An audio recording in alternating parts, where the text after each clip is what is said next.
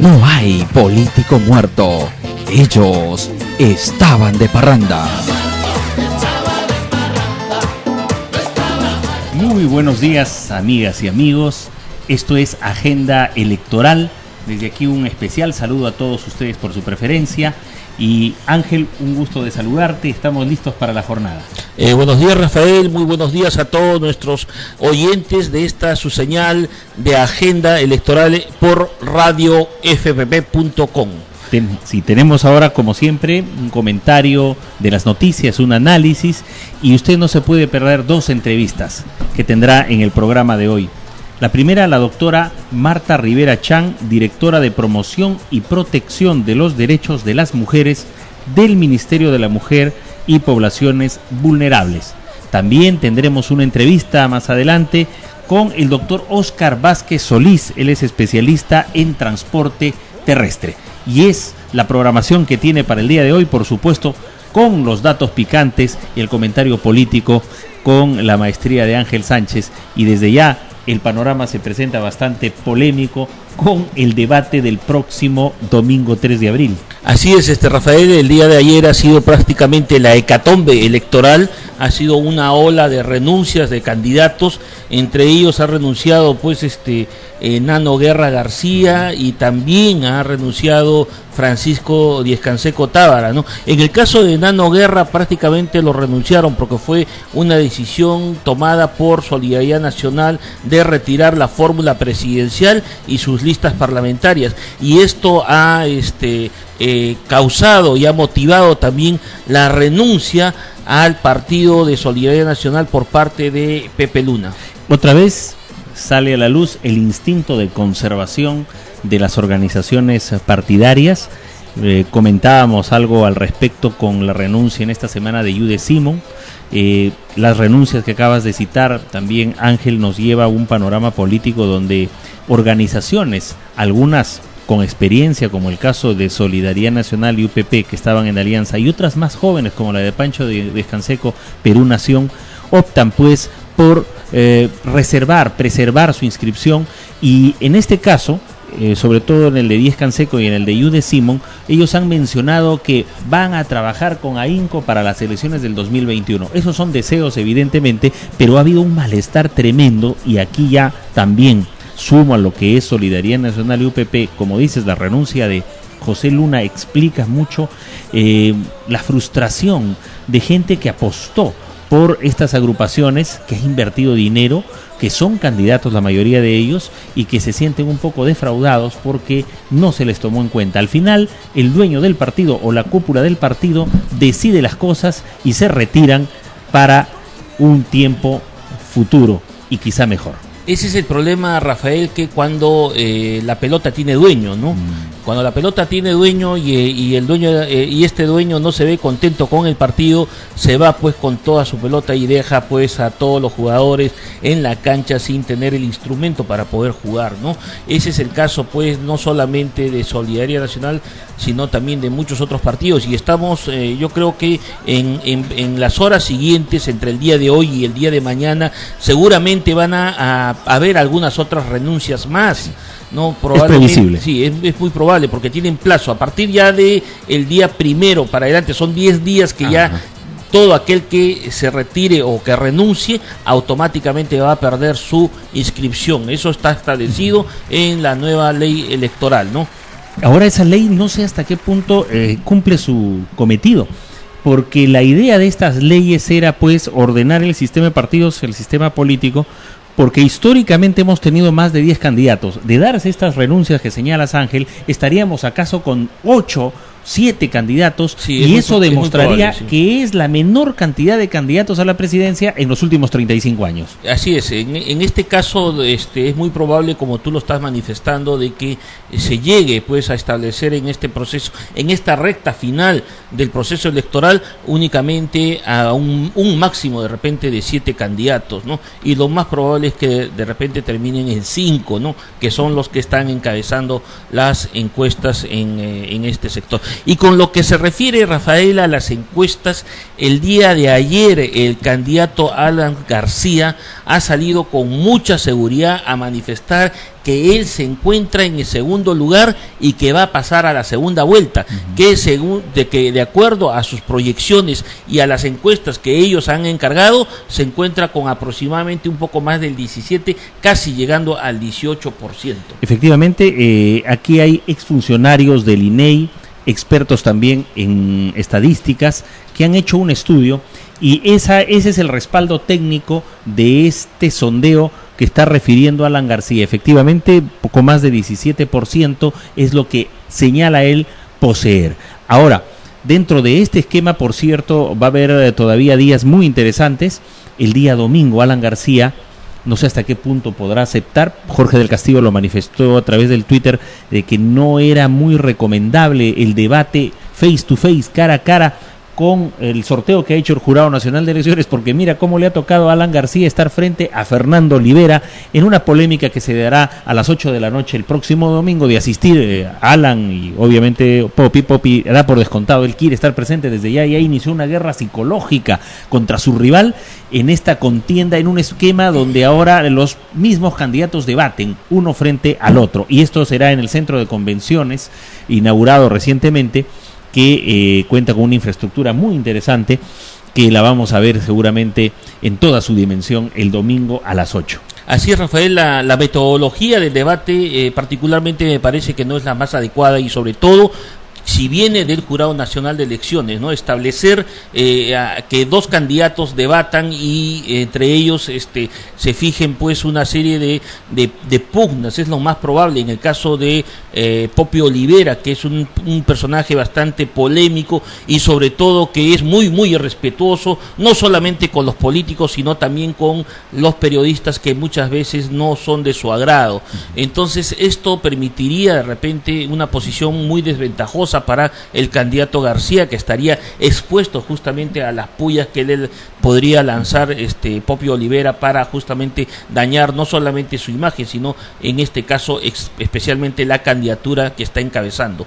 De igual forma, si lo analizamos, Rafael, el resto de los candidatos también se encuentran casi en la misma circunstancia. Sí. Tenemos a un Alfredo Barrenechea que va a polemizar con un Gregorio Santos. Recordemos que el debate anterior, Alfredo Barrenechea no quiso asistir porque él manifestó que no podía ir a debatir con un reo que se encuentra pues encarcelado. Entonces él justo le ha tocado a ese reo que él ha cuestionado mucho. Y por ejemplo también tenemos a el caso de Verónica Mendoza, que iba a debatir con Francisco Díez Canseco, y Pancho Díez Canseco ha renunciado. No se encuentra ahorita en la lista electoral, y al igual que Nano Guerra García, que iba a debatir con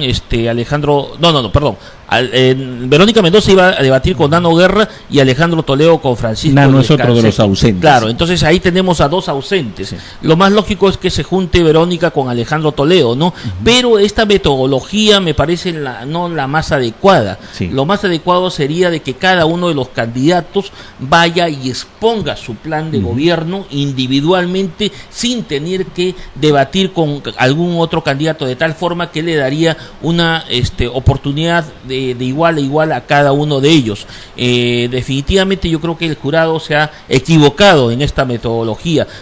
Partiría de repente, si fuera cualquier otra organización o institución que lo esté haciendo, para poder crear justamente la polémica, pero no le compete justamente al Jurado Nacional de Elecciones crear polémica en este caso. Así es. Alan García, con relación a este face to face que tendría con Fernando Olivera, ha dicho pues que no se trata este tipo de presentaciones de destriparse unos a otros, ni una pelea de gallos. Se trata de dar propuestas, como indicas. Por otro lado, terminando el comentario de esta noticia, Keiko Fujimori se va a fajar con Hilario.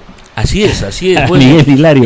Ahí estamos hablando prácticamente de un Goliat contra un David, ¿no? Es una un debate. Definitivamente todos los candidatos están completamente disparejos, no hay una equidad en la distribución, ¿no? Entonces, pero esto ha sido por sorteo, ha sido una forma aleatoria, pero definitivamente no es la más indicada. Y el jurado ya prepara un mejor ambiente porque en el debate del 11 de febrero en la Biblioteca Nacional, en el caso de Gregorio Santos frente a Barnechea, que no fue Barnechea por las razones que has expuesto, aduciendo de que Gregorio Santos está preso y esto, van a preparar un ambiente especial para la teleconferencia. Esa vez fue solo por audio telefónico, ahora con un ambiente especial en algún ambiente del penal donde se encuentra Gregorio Santos, para que él entre al debate con Alfredo Barnechea para esta ocasión.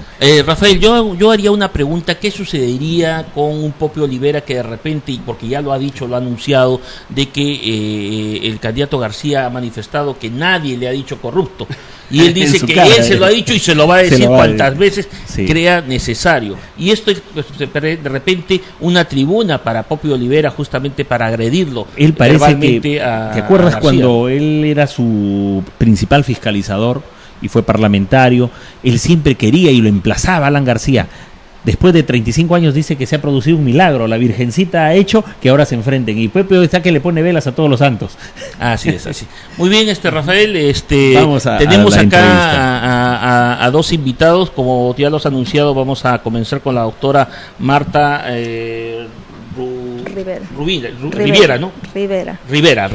Rivera Chang. Ella es directora de promoción y protección de los derechos de las mujeres del Ministerio de la Mujer y Poblaciones Vulnerables.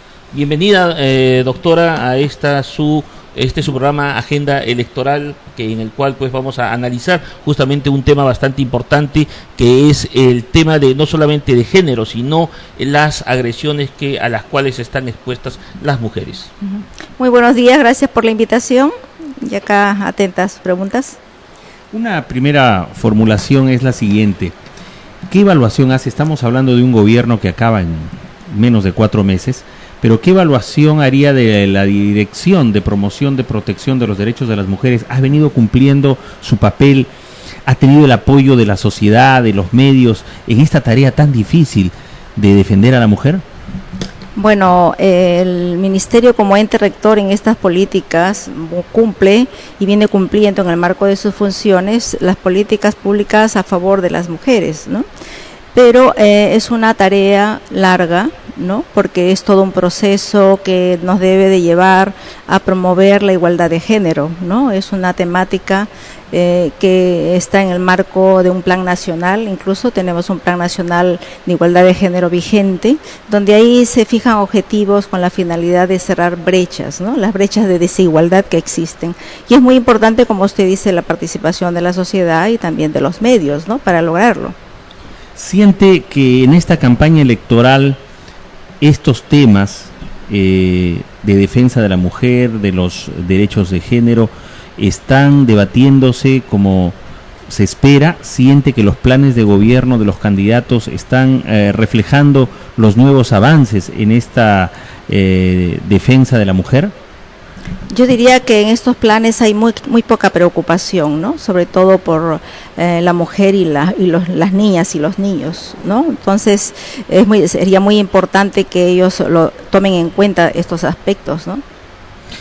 Actualmente, ¿cuáles son las condiciones, las garantías que tienen aquellas mujeres que muchas veces son agredidas, no solamente por sus parejas, sino a veces en la vida cotidiana, en el trabajo o en la calle, muchas veces de repente en las mismas instituciones del Estado? Porque se agrede no solamente en su condición de mujer, sino muchas veces en la condición de pobreza en que se encuentran ellas. Y esto muchas veces tenemos el caso de que son denunciados en las comisarías o son denunciadas en algunas instituciones y no encuentran justamente el respaldo que deberían tener por parte del Estado. Bueno, ha habido un proceso en cuanto a la normatividad, ¿no? Actualmente existe una ley, ¿no? Una ley vigente que ampara de una manera más integral contra la violencia hacia la mujer, ¿no? Entonces, en cuanto a su pregunta, bueno, el Estado se ha promovido la protección de estos derechos creando un programa nacional. En el Ministerio de la Mujer tenemos un programa nacional contra la violencia familiar y sexual, donde existen 338 CENS a nivel nacional, Centros de Emergencia Mujer, donde le brindan a todas las víctimas, ya sea hombre, mujer, niños o niñas, una atención integral de profesionales especializados. Ellos pueden acudir y son atendidos en forma gratuita, ¿no? Y en cuanto a las víctimas que usted menciona, de violencia, que sufran, ya sea mujeres violentadas que asisten al trabajo, bueno, la nueva ley contempla que deben de darle descanso, ¿no?, y permiso a aquellas mujeres que sufren violencia doméstica y que están laborando, ¿no? En la historia reciente hemos tenido una gran polémica por el tema de las esterilizaciones forzadas. Si bien este es a veces un tema transversal que abarca varios ministerios, en el caso concreto del Ministerio de la Mujer y su dirección, ¿tiene algún aspecto que haya tocado directamente con este problema de muchas mujeres que denunciaron esas esterilizaciones forzadas? Bueno, al respecto, hay un sector competente, pero sin embargo el Ministerio ha emitido opiniones, ¿no? Por supuesto, opiniones favorables en pro de los derechos de estas mujeres, ¿no? Perfecto. Y algo complementario. En cuanto a la Dirección de Promoción y Protección de los Derechos de las Mujeres, estamos hablando de una dirección que con cuánto personal cuenta y cómo este personal se va vinculando también a otros espacios de gobierno, no solo el nacional, sino con el regional, cómo se está coordinando con las regiones. Bueno, sí, bueno, hay un trabajo en el marco de la descentralización, ¿no? Hay una articulación, ¿no? Y hay unos convenios que existen, ¿no?, en el marco de la descentralización, y donde se articula con los gobiernos regionales, locales, provinciales, con la finalidad de cumplir con estas normas, ¿no? Y sobre todo en el campo nuestro, en las políticas de igualdad de género. Así es. Sabemos muy bien que el Ministerio de la Mujer está actuando en forma muy eficaz con la protección y el asesoramiento a la mujer, pero ¿qué está haciendo con respecto a la capacitación para la policía, para que tenga un debido tratamiento? Porque el tema de la agresión de la mujer y sobre todo en el tratamiento de la información a través de los medios de comunicación no solamente se debe dar como un hecho de una ocurrencia o una incidencia policial, porque muchas veces es tratada de esa forma, sino debe manifestarse y difundirse como un atentado contra los derechos humanos, porque ese es el objetivo final por el cual las mujeres son agredidas, ¿no? ¿Cuál es la capacitación que están haciendo principalmente a nivel de las comisarías para poder darle el tratamiento adecuado a estas mujeres? Bueno, como les manifestaba, existe el Programa Nacional contra la Violencia Familiar y Sexual, y es una unidad ejecutora que capacita, ¿no?, a través de sus promotores que tienen todos los centros de emergencia mujer, capacita contra la violencia, ¿no?, a todas las entidades que lo soliciten a través de este promotor, pero sin embargo también el mismo programa nacional se preocupa en dar capacitaciones permanentes, ¿no?, a la policía a nivel nacional, sí. Una cuestión, doctora Marta Rivera. Desde el Ministerio de la Mujer, desde el Ejecutivo, ¿existe algún proyecto de ley en este momento referido a las mujeres que el Congreso no lo esté viendo? O en todo caso, de la legislación que existe actualmente, ¿cree usted en su concepto que habría que modificar alguna norma? ¿En qué sentido esa modificación de una norma o algo que sea prioritario en este momento para que el Congreso pueda aportar en la legislación que tiene que ver con su dirección? Bueno, sería bueno que el nuevo Congreso tome en cuenta que se encuentra el proyecto pendiente de la ley de la alternancia, ¿no? Si bien existe una cuota de género, es necesario promover la ley de la alternancia de tal manera que en las listas de los candidatos haya una mujer, un hombre, una mujer y un hombre, de tal manera que las mujeres tengan más opciones, ¿no? Ya que con la ley de cuotas a las mujeres las ponen al final y tienen menos opción. Tenía una pregunta anterior que no tuve la respuesta. ¿A cuánto asciende el personal que integra actualmente su dirección? Bueno, mi dirección es pequeña, ¿no? Relativamente. Sin embargo, bueno, hace múltiples actividades y cumple sus funciones, y nosotros requeriríamos de más personal, pero bueno, es una dirección que es un órgano de línea que forma parte de la Dirección General de Igualdad de Género, ¿no? ¿En qué porcentaje, por ejemplo, se necesitaría cubrir las necesidades de su dirección con más personal? Bueno, se necesitaría pues un 30% más por lo menos, ¿no? Hablando, no tenemos, digamos, serán 100, 200 personas. No, nuestro programa, o sea, nuestra dirección general tiene 2 órganos de línea, y en cada órgano de línea hay un promedio de 8 a 10 personas. Entonces bastante, claro, no llegan ni a 30, digamos, ¿no? Perfecto, sí. Bien, usted tiene de repente un paquete de información que nos pudiera proporcionar sobre todos estos avances que están haciendo a través del Ministerio. Le permitimos que pueda de repente manifestarlo, ¿no? Sí, bueno, quiero aprovechar porque, bueno, nosotros hemos estado llevando a cabo el mes de la mujer, actividades por el mes de la mujer. Primero se hizo un homenaje el 8 de marzo, ¿no? Que fue a la mujer, se homenajeó a la mujer policía, ¿no? Como símbolo por el Día Internacional de la Mujer, para reconocer los avances que tienen las mujeres y en los trabajos no tradicionales que hacen las mujeres policías hoy en día. Y bueno, se les rindió un homenaje, ¿no? A ellas. Ahora, como segunda parte importante de las actividades del mes de la mujer, tenemos la 13 condecoración Orden al Mérito de la Mujer 2016. Desde el año 2003 se creó la condecoración a Orden al Mérito de la Mujer, y ya tenemos 2 ediciones, pero en este año celebramos la 13, ¿no? Entonces nosotros nuestra ministra ha hecho un lanzamiento de esta condecoración el 17 de marzo último, y para dar inicio pues a convocar para que se inscriban las candidatas, ¿no? Entonces, a través de esta condecoración, lo que se hace es darle el máximo reconocimiento, ¿no? Que es el Estado le da el máximo reconocimiento a las mujeres que destacan en su compromiso con la defensa y promoción de los derechos de las mujeres y la igualdad de género, ¿no? Entonces la ciudadanía, ¿no? Elige a las mujeres de gran trayectoria, ¿no? Ya sea personal, profesional, que han destacado en diversos campos, ¿no? Que se llaman categorías, ¿no? Y hay 10 categorías a las que pueden postular, ¿no? Las candidatas, y luego son elegidas, ¿no? A través de un sistema electrónico, ¿no? Por votación electrónica, y bueno, y finalmente se condecora a una representante por cada categoría, ¿no? Una ganadora por cada categoría. Muy bien, el tiempo nos ha ganado en este primer bloque. Agradecemos a la doctora Marta Rivera Chan, directora de Promoción y Protección de los Derechos de las Mujeres del Ministerio de la Mujer y Poblaciones Vulnerables, por su presencia. Su despedida. Muy buenas, muchas gracias, y quiero invitar finalmente a todas las organizaciones y entidades, ya sean públicas y privadas, ¿no? Para que postulen a sus candidatas, y ahí tienen en la línea, tienen la página web, ¿no? www.mim.gov.pe/orden mérito, para que puedan ingresar e inscribir a las candidatas. Muchas gracias, doctora. Las puertas de nuestra radio fpp.com están abiertas, y también a través de todos los otros medios de comunicación que tiene la Federación de Periodistas del Perú.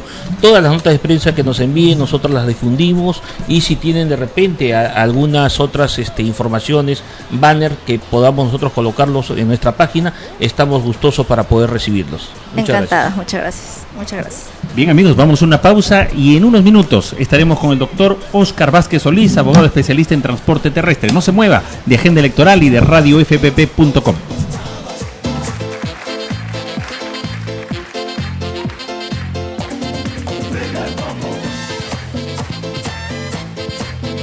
Continuamos en Agenda Electoral, y tal como lo anunciamos, estamos ya acompañados del doctor Óscar Vázquez Solís, abogado especialista en transporte terrestre de pasajeros y carga.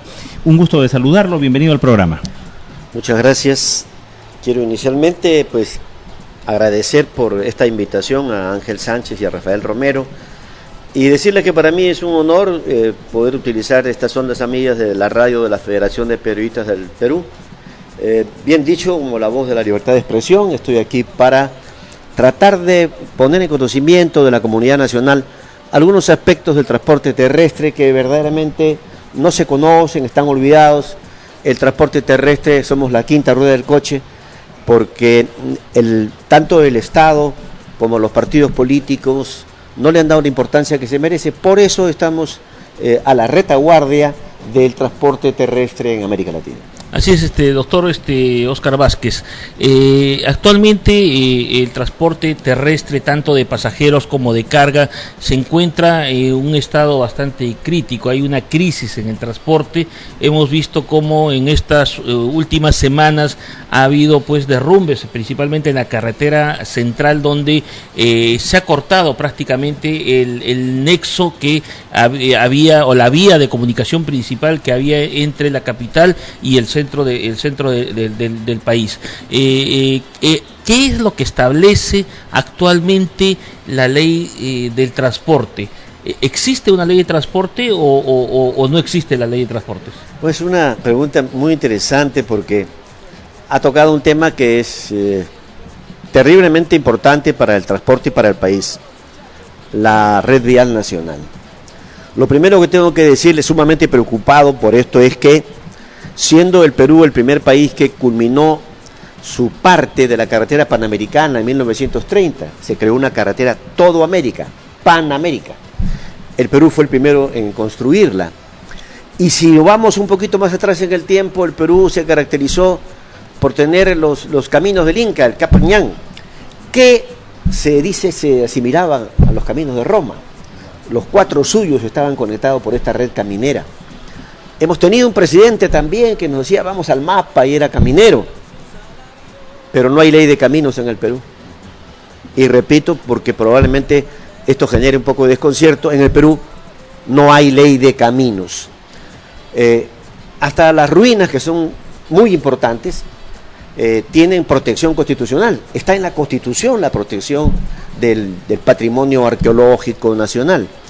Pero ¿dónde está en la Constitución una norma que proteja carreteras, puentes, obras de arte? ¿Dónde está la ley de caminos? No existe.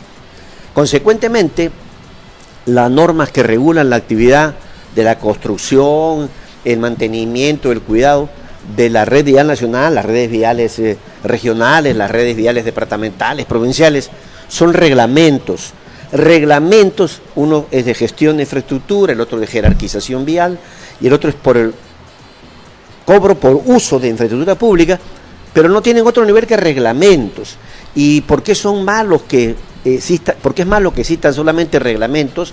Porque no tienen, porque pueden ser cambiados rápidamente por cualquier gobierno, por cualquier ministro, por cualquier funcionario, y no le dan consistencia jurídica. Una interrupción, permítame, doctor Sí. Vázquez, al respecto. Algunos gobiernos, incluso el de García y el de hoy, a veces señalan que el Ministerio de Transportes y Comunicaciones ha sido el que más ha gastado en su presupuesto y la mayor eficiencia. ¿Cómo analiza ese aspecto? Bueno, aquí hay una verdad y una falsedad. La verdad es que efectivamente el Ministerio de Transportes, aproximadamente el 95 o el 96% de su presupuesto es para infraestructura vial. Y la falsedad es que no es entonces un Ministerio de Transportes, es un Ministerio de Obras Públicas o de Infraestructura.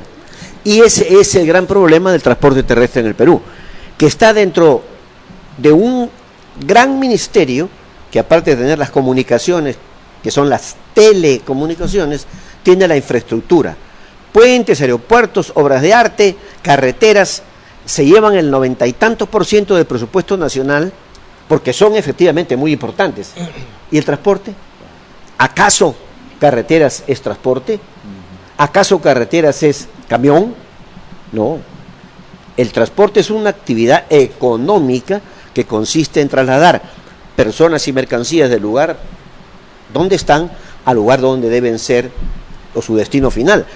Consecuentemente, y volviendo al tema de la pregunta, sí es cierto que el Ministerio de Transportes realiza grandes inversiones en infraestructura vial, y debía ser inclusive más, porque hay una deuda todavía de infraestructura.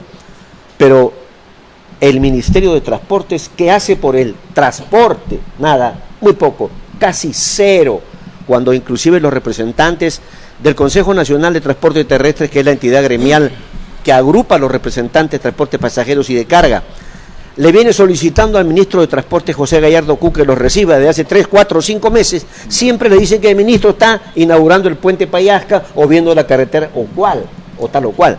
El ministro de Transportes no tiene tiempo para atender a los que prestan el transporte porque está habiendo problemas de infraestructura. En otros países, por ejemplo, en Argentina, la obra pública está en el Ministerio de Obras Públicas, como en algún momento hubo en el Perú, Ministerio de Fomento y Obras Públicas, no sé si ustedes... Teodría, por ejemplo. No creo que lo puedan recordar. Yo sí, comencé mi labor de funcionario en 1962, en el Ministerio de Fomento y Obras Públicas.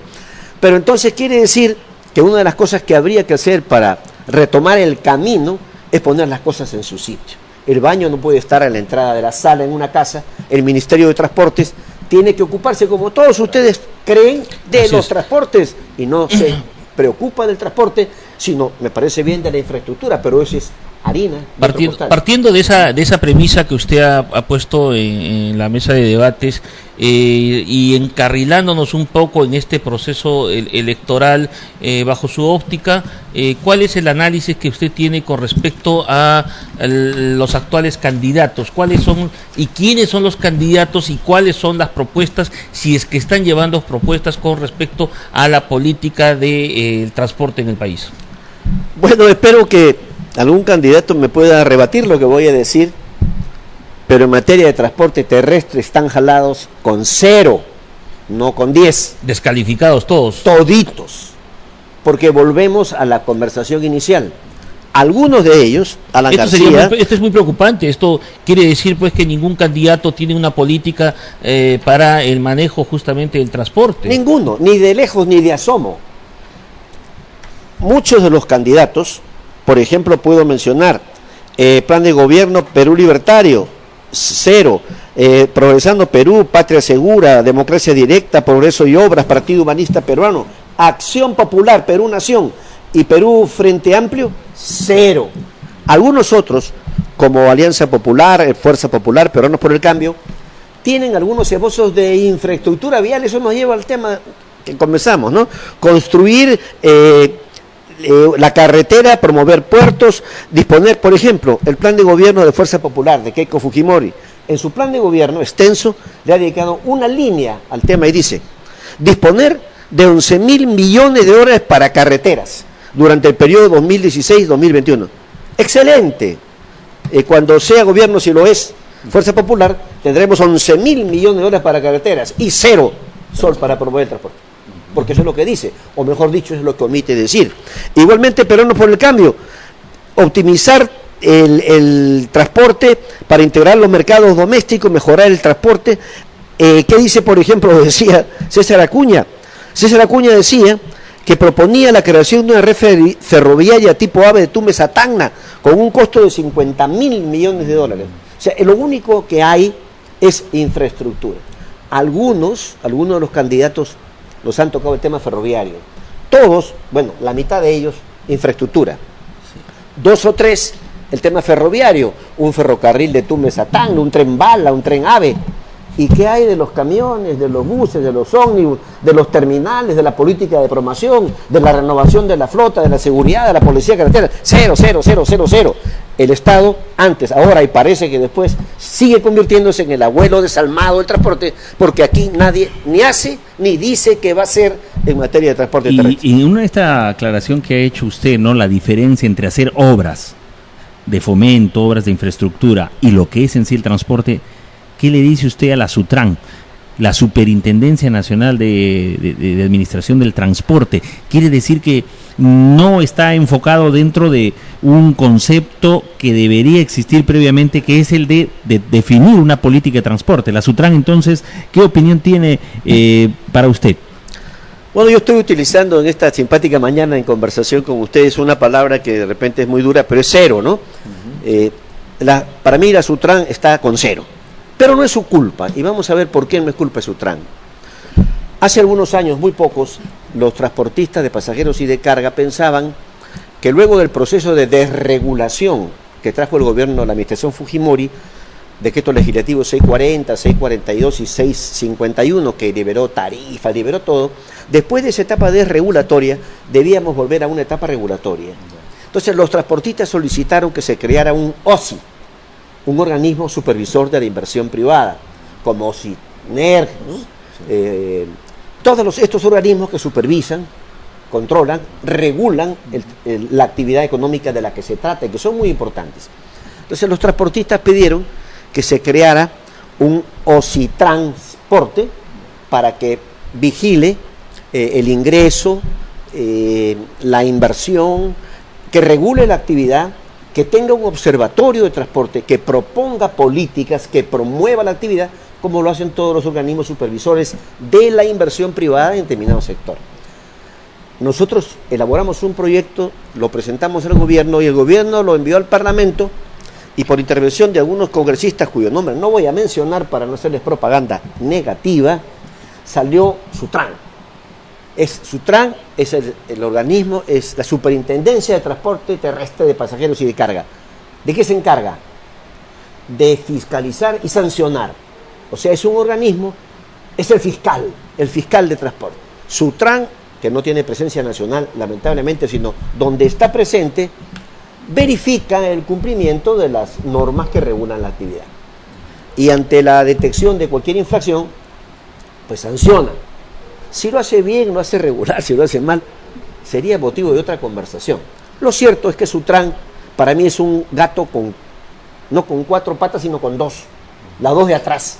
Porque las 2 delanteras, por eso nosotros hemos pedido que se cree un organismo, OSITrancar, OSITransporte, como lo quieran llamar, que se encargue de promover, verificar, controlar, regular el ingreso. Sutran no otorga las licencias de operación, no autoriza, no promueve. Sutran no dice al Ministerio de Transporte, señor, los transportistas necesitan tal o cual incentivo o tal o cual medida para su mejor desarrollo. Sutran te detecta y te sanciona.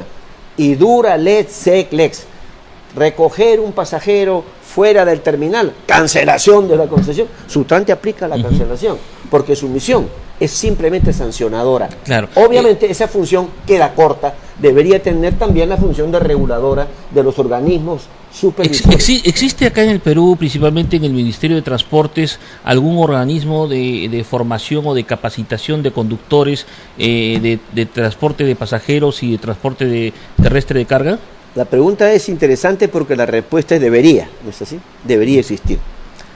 ¿De dónde salen los conductores de los buses y de los camiones? En los camiones, por ejemplo, no sé si en su época ustedes conocieron la existencia del famoso chulillo, que es el ayudante del camión, claro. O algunos le dicen también el soga, que es un chico que va ahí y que cuando el chofer está cansado le dice cuádralo, estaciónalo, retrocédelo. Entonces ese chico se va capacitando y va aprendiendo.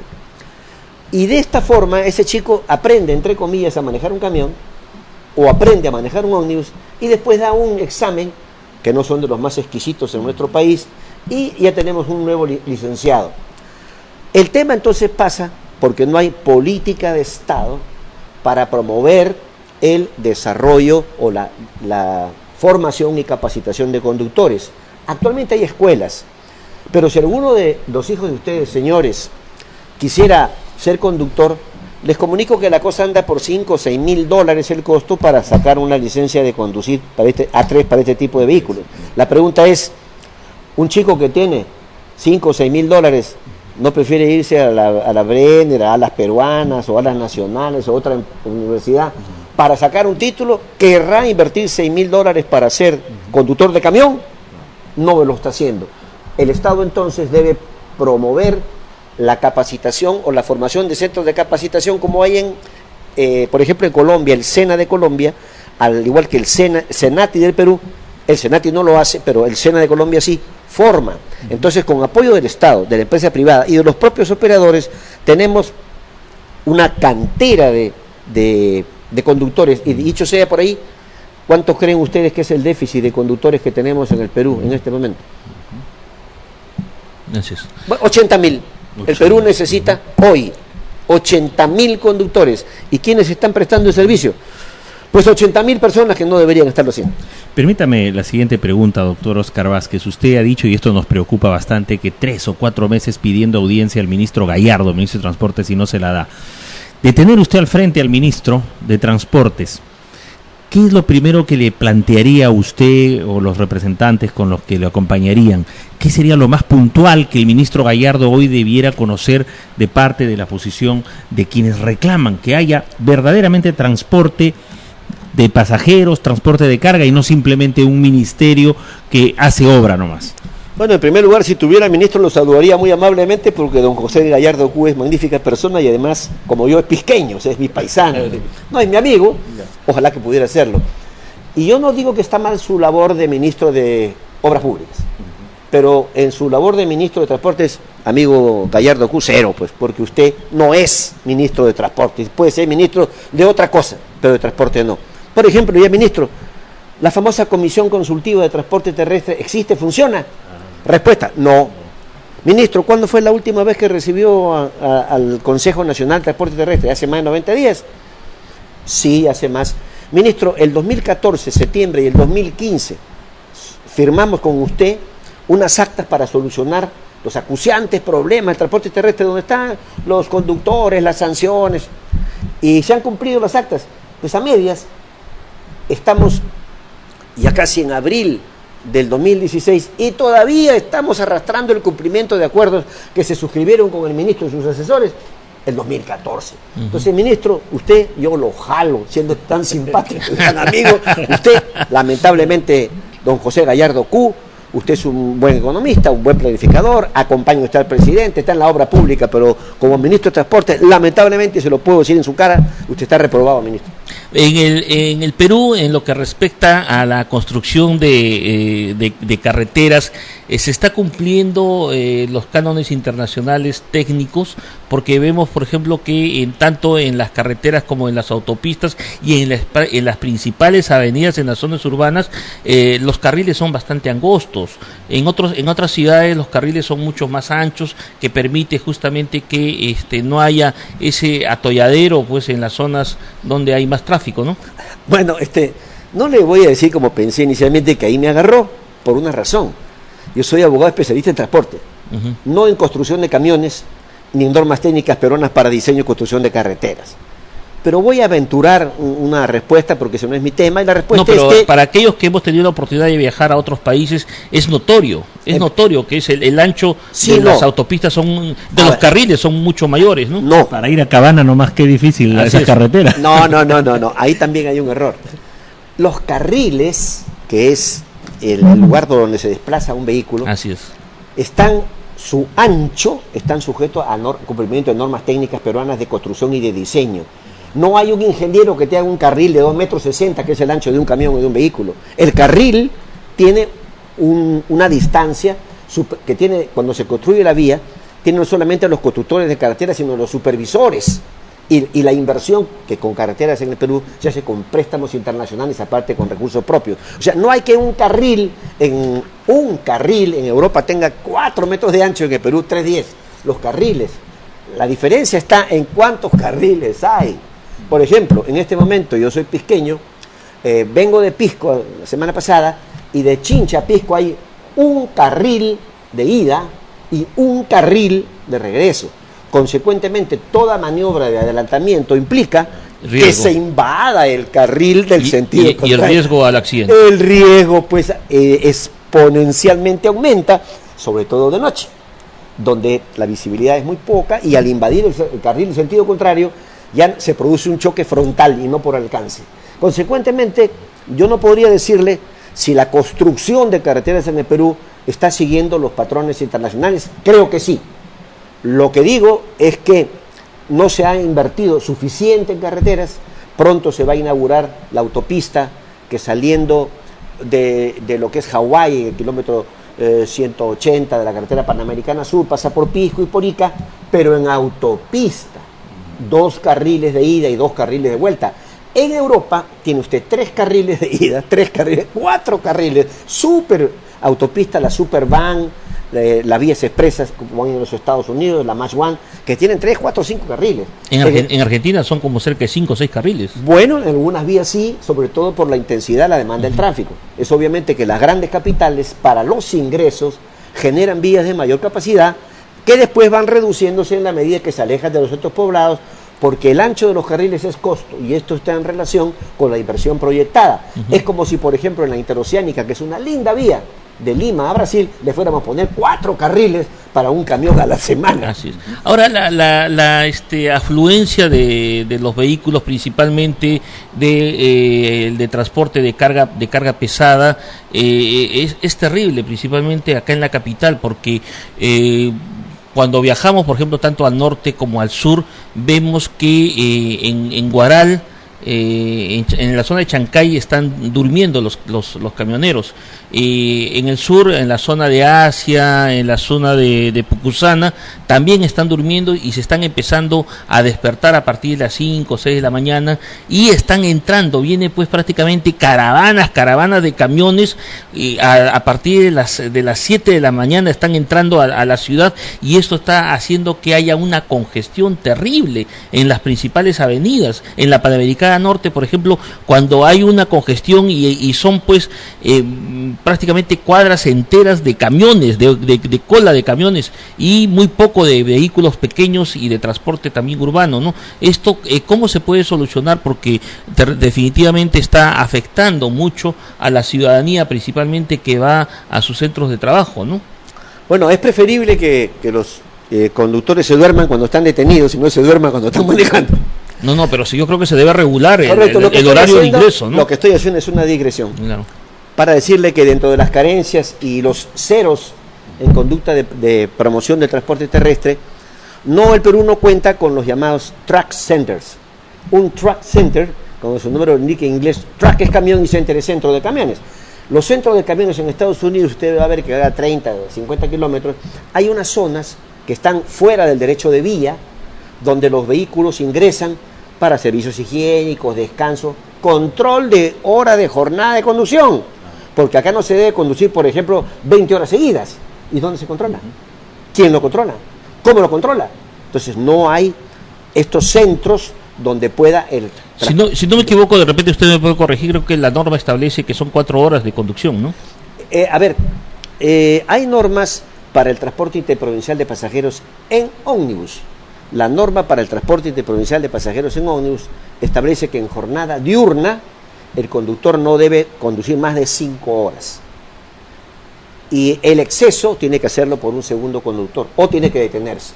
Cuando llega la jornada la nocturna, entonces ya hemos dicho, temas de visibilidad, el conductor solamente está autorizado para manejar 4 horas. Pero esto es el conductor del transporte de pasajeros en buses. El conductor de carga no tiene regulación respecto a las horas de manejo, más allá de los que le dicta su propia naturaleza. Un señor camionero se puede manejar 12 horas, o de 4-4, de 6-7, ¿qué es lo que hace normalmente? Pues maneja 4-5, se cansa, se estaciona, se orilla donde puede, a veces cerca de los peajes, a veces en las ciudades. No se puede estacionar en cualquier sitio, porque además lo asaltan, lo roban, hay elementos, hay corrupción, hay prostitución, venta de droga, venta de combustible robado. Entonces el camionero tiene que buscar un Dios lo ampare en la carretera para poder descansar. Eso provoca la congestión. ¿Qué entonces es lo que hay que hacer? Hacer un inventario de las rutas, de las cargas, y ver dónde se pueden poner los track centers, y a su vez no hacer como dijo alguien, que los camiones no circulen de día o no circulen de noche, porque el camión es el que trae la comidita que nosotros comemos. Sí, está bien, pero yo creo que el ingreso a la ciudad debería ser regulado para evitar justamente las congestiones, ¿no? Bueno, la congestión que se produce en las ciudades se produce, antes era en hora punta en Lima, ahora ya todas las horas son punta. Y también creo que hay que hacer una labor ahí de dosificación de las cargas. O sea, no hay un centro de inteligencia que monitoree cuántos camiones ingresan, cuántos camiones salen de Lima, a qué horas entran, a qué horas salen, por qué rutas. Es decir, alguien dijo que la República Peruana es aquella donde cada uno hace lo que le da la gana. Esto entonces tiene que ser controlado, tal vez por ese organismo que no existe, por este organismo de supervisión de la inversión privada de transporte de carga, para que no tampoco se constituya una traba es algo así como decir, los camiones no pueden circular sábado y domingo, porque esa gente aprovecha, porque los usuarios de vehículos particulares aprovechamos para irnos a la playa. Claro. ¿No? Entonces, sí, en efecto, entonces esta Sutran está falta coja, política. Está coja. salir de la mero supervisión o fiscalización a la regulación. La siguiente pregunta, este es un problema muy complejo y hay muchos actores. Por ejemplo, seguramente los amigos que nos siguen estarán preguntándose, muchas veces están en el centro de Lima y de repente ven estas estaciones interprovinciales, aquí en Mancocapa, que en Leticia, en Sandia, en 28 de julio, acá cerca, en La Victoria, que está cercado de Lima, y qué superposición de normas hay o hasta qué punto aparece otro actor, que son las municipalidades. En su experiencia como especialista en el transporte terrestre de pasajeros y de carga, ¿ha visto algún conflicto donde las municipalidades también entran a tallar en el tema de transporte? ¿Cómo salir de esta dificultad? Habida cuenta de que incluso no hay estaciones de buses interprovinciales de transporte público y también de carga que están enclavadas dentro del casco urbano. Bueno, ese es el nudo gordiano. Y es uno de los grandes problemas que arrastra esta ciudad capital. Yo por razones de mi trabajo me he recorrido muchos países de Europa y casi toda América. Y si comenzamos, por ejemplo, en Caracas, hay un terminal en la ciudad de Caracas, o el terminal El Dorado en Bogotá, el terminal de Quito, el terminal Gualdós, en Guayaquil, y después tenemos terminal en Arica, tenemos terminal en Antofagasta, en Santiago, en Puerto Montt, el terminal Tieté en Sao Paulo, el terminal de Retiro en Buenos Aires, el terminal de Lustre, terminal de Santiago. Todas las ciudades tienen terminales. Si vamos al Perú, resulta que Tacna tiene terminal, sí. Arequipa tiene terminal, Chimbote tiene terminal, Huancayo tiene terminal. ¿Y Lima? No tiene. No tiene. ¿Por qué? La capital y la ciudad más grande. Hay que ponerle el cascabel al gato. Entonces, no tiene terminal porque desde hace mucho tiempo, antes de la época del doctor Cáceres, que fue alcalde de Lima, ustedes conocen el mercado de frutas que está aquí. Claro. Bueno, eso se fue diseñado como terminal en 1940. Manzanilla. Claro. ¿Y por qué no se ha hecho? No, este y otro programa nos utilizaríamos para decir. No, pero por ejemplo acá en el norte, en la zona de Lima Norte, en Tomás Valle, hay un terminal bastante moderno. Ajá. Es prácticamente casi un terminal con diseño de un aeropuerto. ¿Sí? Pero sin embargo, metros más abajo, en la misma Tomás Valle, en Fiori, hay un terminal informal. Está ¿sí? Ahí, o sea, y son las mismas empresas de transportes que están en la formal y las mismas empresas están en la informal. Muy bien, ¿y qué hacemos? Voy a tratar de dar una respuesta. La creación de un gran terminal, o como dijo un estudioso que ha visto la realidad, 2 grandes terminales, o 3 grandes terminales, uno norte, uno centro, uno sur, interconectados en Lima, pasa por un esfuerzo del gobierno central, pasa por un esfuerzo del gobierno municipal de Lima y también por los transportistas. En algún momento los transportistas señalan que el negocio de terminal, no siendo un servicio público, es un negocio eminentemente privado y al que le corresponde hacer el terminal es a los privados. De otro lado, algunos consejos provinciales han dicho que, dado que los privados no lo hacen, Tacna, Huancayo, el consejo provincial pone un terreno y licita la construcción y la operación para 20 o 30 años, pagándole un canon, y esto es lo que se ha hecho en Huancayo. El alcalde Castañeda, en su primer momento, en su primer gobierno, dijo, bueno señores, vamos a hacer el terminal de Lima, y aquellos que quieran hacer el terminal tienen que poner el terreno, tienen que poner la construcción, tienen que poner la explotación y me pagan a mí un canon. Y se le preguntó, ¿y tú qué pones? La idea, ¿no? Como el de la fiesta. Entonces con esa idea no fue a ningún sitio, porque el alcalde quería tener el terminal de Lima Metropolitana con terreno privado, con plata privada, para explotarlo, para que se lo dejen a él.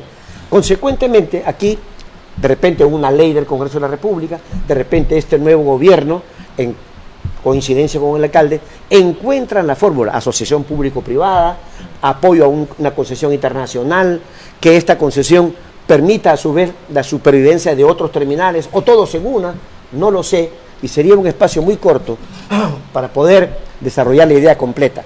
pero que necesitamos el gran terminal de transporte terrestre de Lima para ponernos en los años 30 de otros países, es indiscutible e incuestionable. Y según su experiencia y con la proyección del crecimiento que tiene el país en el transporte y principalmente en el transporte de pasajeros, ¿cuál sería su proyección? ¿Qué área sería necesaria para Lima, tanto para la parte norte como para la parte sur para la construcción de un terminal terrestre moderno? Se ha dicho que con 6 hectáreas sería suficiente.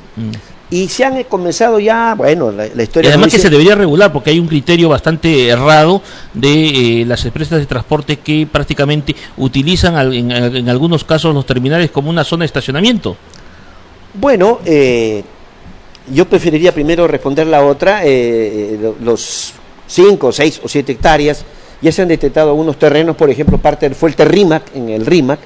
También se ha hablado de encauzar el río Rímac y ahí en una zona utilizar para también los terrenos de Sedapal. O sea, terrenos hay. Voluntad política es la que falta y decisión de carácter legal que proponga una solución para Lima sin perjudicar ni al usuario ni al transportista, que es de lo que se trata. Ahora bien, respecto a que los transportistas utilizan sus agencias, sus terminales, yo creo que algunos tienen para que estacionen los vehículos, los taxis dentro, otros afuera. Pero definitivamente la atomización y la dispersión de terminales en la Gran Lima causa una serie de perjuicios porque hay estacionamiento, productos ambulantes a los costados, dispersión de la oferta. No sabemos, usted viene de Huancayo y se quiere ir a Trujillo y dice, ¿dónde están las empresas? Vaya a la empresa A, la B, la C o la D, una en el Rima, otra en Miraflores, otro...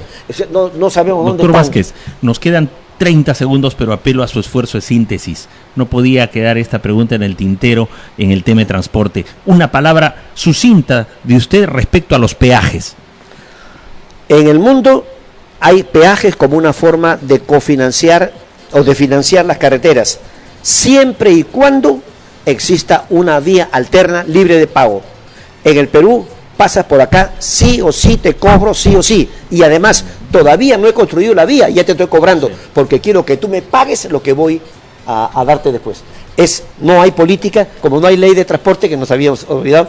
La ley de transporte es malísima, dice que todo se ve por reglamentos. Nos falta políticas. Ojalá que el gobierno que viene, a despecho de que no ha dicho nada en sus planes de gobierno, ninguno de los 18 que habían, que el gobierno que ingresa, cualquiera que sea, recoja estas propuestas que hace el transporte terrestre nacional para que sirva el transporte de articulación y de un medio de desarrollo, integración nacional y subcontinental. Nos ha ganado el tiempo, Ángel. Así es un tema bastante amplio y sobre todo muy interesante y de interés nacional, por lo cual vamos a comprometerlo al doctor Oscar a que nos visite nuevamente para poder ampliar esta materia, ¿no? Comencé diciendo que era un honor para mí estar acá y créanme que voy a estar muy atento a la llamada para que no quede solamente como una oferta muy simpática que agradezco, sino como una realidad, porque creo que el tema no se agota en ninguno de los campos. Capacitación, siniestralidad, accidentes, terminales, hay mucho por hacer y el transporte es horizontal a todas las actividades, pesquería, turismo, minería. Si no hay transporte, piensen ustedes que si no hay transporte no hay nada, no hay desarrollo. Así es. Gracias nuevamente. Muchas gracias al señor Oscar Vázquez, especialista en transporte terrestre de pasajeros y de carga, al cual pues le agradecemos. Y Rafael, ya estamos terminando. Final, sí, agradeciéndole su participación, su atención, y estaremos mañana con más noticias, más análisis, más entrevistas. Y nuevos invitados. Muchas gracias. Gracias.